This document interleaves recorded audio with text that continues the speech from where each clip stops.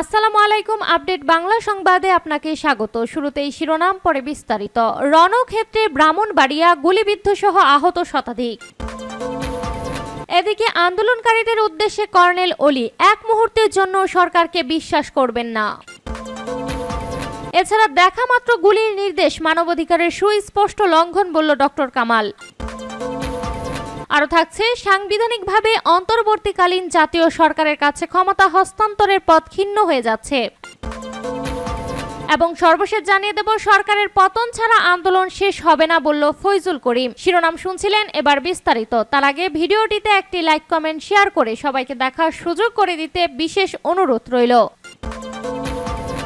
রণক্ষেত্র ব্রাহ্মণবাড়িয়া, গুলিবিদ্ধ সহ আহত শতাধিক। কোটা সংস্কার আন্দোলন ঘিরে রণক্ষেত্রে পরিণত হয়েছে ব্রাহ্মণবাড়িয়া। জেলা আওয়ামী লীগের অফিস ভাঙচুর, জেলা রোডের মুক্তিযোদ্ধা কমপ্লেক্স ভাঙচুর, আশুগঞ্জ থানায় হামলা, বিভিন্ন স্থানে আগুন লাগিয়েছে বিক্ষোভধরা। ধাওয়া পাল্টা ধাওয়া ও সংঘর্ষে গুলিবিদ্ধ সহ কমপক্ষে শতাধিক আহত হয়েছে। আহত সাংবাদিককে উদ্ধার করতে গিয়ে কয়েকজন সাংবাদিক আহত হয়েছে। সকাল থেকে জেলার সদস্য বিভিন্ন উপজেলার গুরুত্বপূর্ণ পয়েন্টে বৈষম্য বিরোধী শিক্ষার্থীরা অবস্থান নিয়ে বিক্ষোভ করতে থাকে। এদিকে আওয়ামী লীগও বিক্ষোভ করে শহরের প্রধান সড়কে। সকালে ঢাকা সিলেট মহাসড়কের বিশ্ব রোড মোড়ে অবরোধ করে বিক্ষোভ মিছিল করে বিভিন্ন প্রতিষ্ঠানের শিক্ষার্থীরা। এতে মহাসড়কের সব ধরনের যানবাহন চলাচল বন্ধ হয়ে পড়ে। এছাড়া সকালে ঢাকা সিলেট মহাসড়কের শহরতলির বিরাসার মোড়ে শিক্ষার্থীরা মিছিল বের করলে ছাত্রলীগ হামলা চালায়। শুরু হয় ধাওয়া পাল্টা ধাওয়া। এ সময় শিক্ষার্থীদের পক্ষে যোগ দেয় এলাকাবাসী। ছাত্রলীগের নেতাকর্মী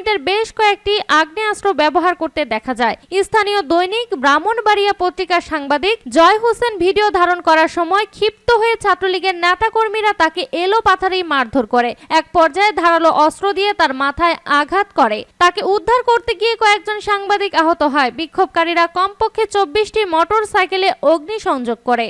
আন্দোলনকারীদের উদ্দেশ্যে কর্নেল ওলি, এক মুহূর্তের জন্য সরকারকে বিশ্বাস করবেন না। বৈষম্য বিরোধী ছাত্র আন্দোলনকারীদের উদ্দেশ্যে লিবারেল ডেমোক্রেটিক পার্টির এলডিপির প্রেসিডেন্ট ডক্টর কর্নেল অবসরপ্রাপ্ত ওলি আহমেদ বলেছে, এই নিষ্ঠুর ও অমানবিক স্বৈরাচারী আওয়ামী লীগ সরকারকে এক মুহূর্তের জন্য বিশ্বাস করবেন না। আপনাদের যৌক্তিক দাবি থেকে এক সুতা পরিমাণও সরা যাবে না। আন্দোলনকারীদের উদ্দেশ্যে ওলি আহমেদ বলেন, আপনারা বেঈমান, মুনাফেক, দুর্নীতিবাজ, টাকা পাচারকারী, আপনাদের হত্যাকারী এবং গণতন্ত্র হত্যাকারীদের কথায় বিভ্রান্ত হবেন না। তারা বিভিন্ন জনকে বিভিন্নভাবে আন্দোলন নস্যাৎ করার জন্য আপনাদের পেছনে লেলিয়ে দিয়েছে। মনে রাখবেন, বাংলাদেশের জন্য এটি দ্বিতীয় মুক্তিযুদ্ধ। আর আমাদের ছাত্র সমাজ, আমাদের ছেলে মেয়েরা আমাদের ভবিষ্যৎ। দেশের ভবিষ্যৎ প্রজন্মের উপর আঘাত এই জাতি কখনো মেনে নিবে না। যে বা যারাই আমাদের ভবিষ্যৎ প্রজন্মের উপর আঘাত করবে তাদেরকে অবশ্যই জনগণের সামনে জবাবদিহি করতে হবে। এখন দফা 1 দাবি 1 স্বৈরাচারের পদত্যাগ উল্লেখ করে তিনি বলেন, সকল বাধা বিপত্তি উপেক্ষা করে সুশৃঙ্খলভাবে আন্দোলন চালিয়ে যাবেন। স্বৈরাচার সরকারের পদত্যাগ নিশ্চিত না হওয়া পর্যন্ত কর্মসূচি শিথিল করা যাবে না। নতুন জাতীয় বা অন্তর্বর্তীকালীন সরকার গঠন না হওয়া পর্যন্ত আন্দোলন অব্যাহত থাকবে। দেখা মাত্র গুলির নির্দেশ মানবাধিকারের সুস্পষ্ট লঙ্ঘন বলল ডক্টর কামাল। শিক্ষার্থীদের কোটা সংস্কার আন্দোলন ঘিরে দেখা মাত্র গুলির নির্দেশ দেওয়া এবং আইন বহির্ভূত হত্যাকাণ্ড গণতন্ত্র, ন্যায় বিচার ও মানবাধিকারের সুস্পষ্ট লঙ্ঘন বলে মন্তব্য করেছেন গণফোরামের ইমেরিটাস সভাপতি ডক্টর কামাল হোসেন। রোববার এক বিবৃতিতে তিনি এই মন্তব্য করেন। কামাল হোসেন বলেন, শিক্ষার্থীদের কোটা সংস্কার আন্দোলন ঘিরে দেখা মাত্র গুলির নির্দেশ দেওয়া এবং আইন বহির্ভূত হত্যাকাণ্ডের তীব্র নিন্দা ও গভীর উদ্বেগ জানাচ্ছি। এই হত্যাকাণ্ডের নিরপেক্ষ সুষ্ঠু তদন্তের মাধ্যমে দায়ীদের বিচারের সম্মুখীন করাও দাবি জানাচ্ছি।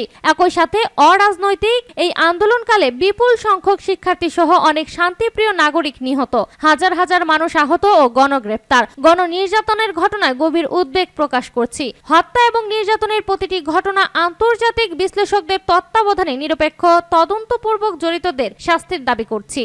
সাংবিধানিকভাবে অন্তর্বর্তীকালীন জাতীয় সরকারের কাছে ক্ষমতা হস্তান্তরের পথ ক্ষীণ হয়ে যাচ্ছে।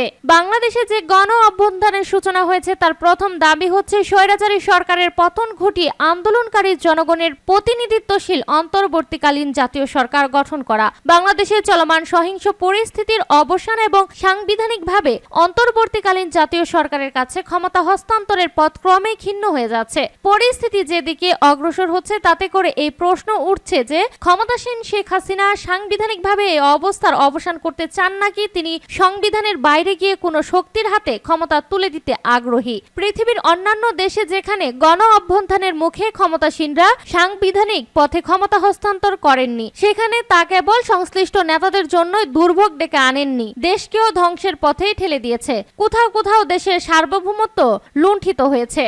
সরকারের পতন ছাড়া আন্দোলন শেষ হবে না বলল ফয়জুল করিম। সরকারের পতন না হওয়া পর্যন্ত ছাত্র জনতার আন্দোলন শেষ হবে না বলে মন্তব্য করেছে ইসলামী আন্দোলন বাংলাদেশের সিনিয়র নায়েবে আমির মুফতি সৈয়দ মোহাম্মদ ফয়জুল করিম। রোববার বিকালে রাজধানীর বায়তুল মোকাররম উত্তর গেটে ইসলামী আন্দোলন বাংলাদেশের উদ্যোগে এক গণমিছিল পূর্ব সমাবেশে তিনি এই মন্তব্য করেন। ফয়জুল করিমের নেতৃত্বে বায়তুল মোকাররম উত্তর গেট থেকে একটি মিছিল পল্টন মোড় হয়ে জাতীয় প্রেস ক্লাব ও কদম ফোয়ারা হয়ে শাহবাগে পৌঁছায়। সেখানে ছাত্র জনতা ইসলামী আন্দোলনের মিছিলকে অভিনন্দন জানায় এবং বৈষম্য বিরোধী ছাত্র আন্দোলনের পক্ষ থেকে ফয়জুল করিমকে ফুলের শুভেচ্ছা জানানো হয়। শাহবাগ চত্বরে ছাত্র জনতার উদ্দেশ্যে ফয়জুল করিম বলেন, আমরা ছাত্রদের সকল আন্দোলন সংগ্রাম ও কর্মসূচির প্রতি একাত্মতা ঘোষণা করেছি, ছাত্রদের সকল কর্মসূচির প্রতি সংহতিও জানিয়েছি।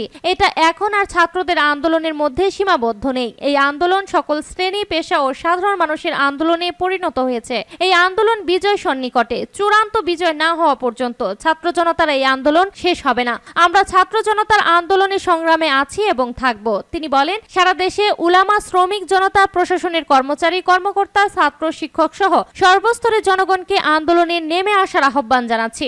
আমরা মরার জন্য একসাথে হলে কেউ আমাদেরকে মারতে পারবে না, আর বাঁচার জন্য ছিন্ন ভিন্ন হলে কেউ বাঁচবে না। কাজেই একসাথে থাকবো, একসাথে আন্দোলন গড়ে তুলব। ছাত্র জনতার বিজয় হবে ইনশাল্লাহ। সমাবেশ থেকে আবারও সোমবারের গণমিছিল কর্মসূচির কথা জানান ফয়জুল করিম। তিনি বলেন, সোমবার সকাল 10টায় সরকার পতনের এক দফা দাবিতে ঢাকার বায়তুল মোকাররম উত্তর গেটে জমায়েত শেষে গণমিছিল কর্মসূচি ঘোষণা করছি। একই সাথে সারা দেশে জেলা ও মহানগরে গণমিছিল হবে। ঢাকার গণমিছিলে নেতৃত্ব দিবেন ইসলামী আন্দোলন বাংলাদেশের আমির ও চরমনায় পীর সৈয়দ মোহাম্মদ রেজাউল করিম। সোমবার জনতার টার্নেডো রাজপথে দেশবাসী দেখতে পাবে।